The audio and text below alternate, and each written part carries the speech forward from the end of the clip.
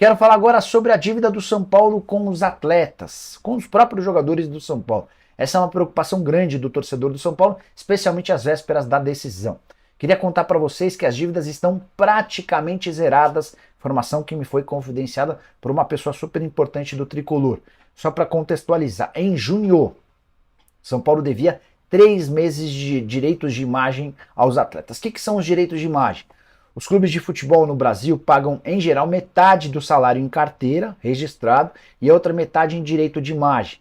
Por que isso? Porque paga-se menos imposto em relação ao direito de imagem e o atleta também tem menos desconto. Então, é a fórmula que se encontrou para que o atleta receba mais dinheiro e para que o clube pague menos imposto. Levando em consideração que o São Paulo tenha todos os seus jogadores recebendo 50% em carteira, 50% em direito de imagem, só para a gente fazer um cálculo básico de qual pode ter sido a dívida do São Paulo.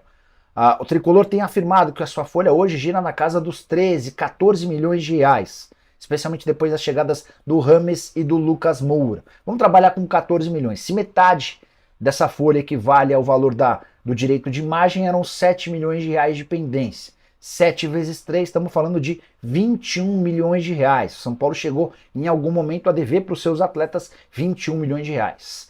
Com as classificações para a final da Copa do Brasil e semifinal da Sul-Americana, quartas de final da Sul, o São Paulo caiu para a LDU, mas com direito a arrecadações muito fortes nos jogos contra Palmeiras, Corinthians e LDU, São Paulo viu uma entrada boa, importante de dinheiro e praticamente zerou essa dívida. A frase que eu ouvi da minha fonte é, abre aspas, essa dívida já está quase zerada, falta bem pouco. Eu perguntei qual a cifra que falta, a pessoa falou que é uma grana bem pouco representativa, que vai ser totalmente zerada com a receita da partida contra o Flamengo, jogo de volta marcado para 24 de setembro, é quando o São Paulo espera arrecadar cerca de 16 milhões de reais com bilheteria, os ingressos foram todos reajustados, seria de longe a maior arrecadação da história do São Paulo num jogo no Morumbi. Esse recorde pertence a São Paulo e Corinthians, quando 8 milhões e meio de reais brutos entraram nos cofres do Tricolor.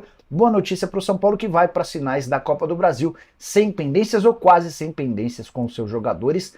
Só para completar, título da Copa do Brasil assegura um prêmio pago pela CBF de 70 milhões de reais. Se o São Paulo for vice, fica com 30 milhões, uma diferença de 40 milhões de reais.